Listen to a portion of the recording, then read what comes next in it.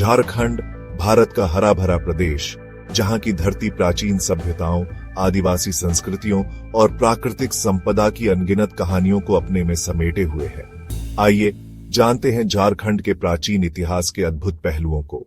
झारखंड की धरती पर मानव सभ्यता की शुरुआत प्रागैतिहासिक काल में हुई। इस क्षेत्र में मिले पत्थरों के औजार और गुफाओं में बनी शैल चित्र पाषाण युग के जीवन को दर्शाते हैं। यह प्रमाणित करते हैं कि हजारों साल पहले भी यह क्षेत्र मानव जीवन के लिए महत्वपूर्ण था। झारखंड का सबसे प्राचीन इतिहास इसके आदिवासी समुदायों से जुड़ा है। मुंडा संथालों से जुड़ा है। मुंडा, संथाल, उरांव और असुर जनजातियां यहाँ की पहली निवासी थीं। असुर जनजाति की धातु कर्म कला प्राचीन काल की अद्भुत कारीगरी को दर्शाती है।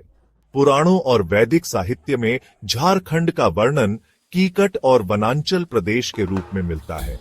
यह क्षेत्र जंगलों और पहाड़ों से घिरा हुआ था, जहां ऋषि मुनि तपस्या करते थे। माना जाता है कि महावीर और गौतम बुद्ध ने भी इस क्षेत्र का दौरा किया था। महाजनपद काल में झारखंड मगध साम्राज्य का हिस्सा था। मौर्य और गुप्त शासकों ने इस क्षेत्र को अपनी शक्ति का हिस्सा बनाया। इस दौरान व्यापार और कला का विकास हुआ और जैन और बौद्ध धर्म का प्रभाव झारखंड की संस्कृति में देखने को मिला। 12वीं सदी से 18वीं सदी तक झारखंड पर नागवंशी राजाओं का शासन रहा। उनकी राजधानी वर्तमान रांची के निकट थी। नागवंशी राजाओं ने यहाँ की आदिवासी संस्कृति और प्राकृतिक संसाधनों को संरक्षित रखा। झारखंड की सांस्कृतिक धरोहर अद्वितीय है। यहाँ मिले प्राचीन मंदिर, शैल चित्र और धातु कर्म कला इस क्षेत्र की समृद्ध परंपरा को दर्शाते हैं।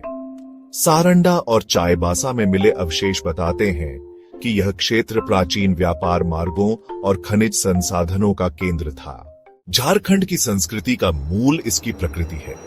यहाँ के आदिवासी समुदाय सदियों से पेड़, नदी और पहाड़ों को देवता मानकर उनकी पूजा करते आए हैं। यह परंपरा आज भी जीवित है। झारखंड का प्राचीन इतिहास उसकी आत्मा को दर्शाता है। यह क्षेत्र न केवल प्राकृतिक सुंदरता से भरपूर है, बल्कि अपने भीतर एक गौरवशाली सभ्यता और संस्कृति की कहानी भी समेटे हुए है।